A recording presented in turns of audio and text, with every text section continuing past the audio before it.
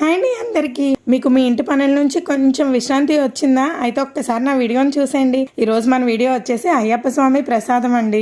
నాకు తెలిసి ప్రసాదాల్లో కొన్ని ప్రసాదాలు అయితే మనకి ఫేవరెట్ ఉంటాయి కదా, అవి ఏంటంటే తిరుపతి లడ్డు, ఇంకా దుర్గమ్మ తల్లి పులిహోర, ఇంకా అన్నవరం సత్యనారాయణమూర్తి స్వామి ప్రసాదం, ఇప్పుడు అయ్యప్ప స్వామి ప్రసాదం. ఈ 4 కంపల్సరిగా అందరికి ఫేవరెట్ అయి ఉంటుంది కదండి. నాకైతే చాలా ఇష్టం అండి 4 కూడా. నేను ఈ ప్రసాదం పెద్దగా తినేదాన్ని కాదండి, మా అక్క తినేదన్నమాట. నాకు రాను రాని ఇంకా నా ఫేవరెట్ అయిపోయింది. అయితే ఈ ప్రసాదం కోసం కొన్ని విషయాలు అయితే తెలుసుకున్నానండి. అది ఏంటంటే నేను ఎప్పుడు కూడా అయ్యప్ప స్వామి ప్రసాదం అని పిలుస్తానండి. నాకు పేరు అయితే ఇప్పటి వరకు తెలీదు. పేరు వచ్చి అరవని ప్రసాదం అని అంటారట. ఇది వచ్చి బెల్లం, నెయ్యి, ఇంకా బియ్యంతో తయారు చేస్తారటండి. ఇది ఒంటికి మంచి వేడిని అయితే ఇస్తుందంటండో. ఇందులో పోషక విలువలు కూడా చాలా ఎక్కువ ఉంటాయంటండి, అంటే ఆరోగ్యం కూడా ఎక్కువే. అయితే ఇది 80 లక్షల ప్రసాదాలు అయితే చేస్తారటండి ప్రతి సంవత్సరం. ఈ ప్రసాదం ఎక్కడి నుంచి వస్తుందో తెలుసా? చెట్టి కులంగర దేవి ఆలయం నుంచి అయితే